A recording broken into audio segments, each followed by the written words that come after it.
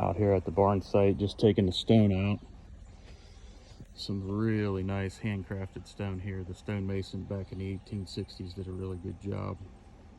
All these barn stones are hand chiseled. But took the sidewalls out, and usually that's where the best cut stone are because they're facing, they're not buried in the ground, they're actually exposed. But this product here is, I call it ribbon chisel bordered barn stone, where it's actually fine chiseled on the edges. They're 12 to 14 inches tall, about 15 to 18 inches wide, all hand cut back in the 1800s. Unbelievable square stuff. There's some more of it over there. That was the side walls to this old bank barn, and that's the back wall.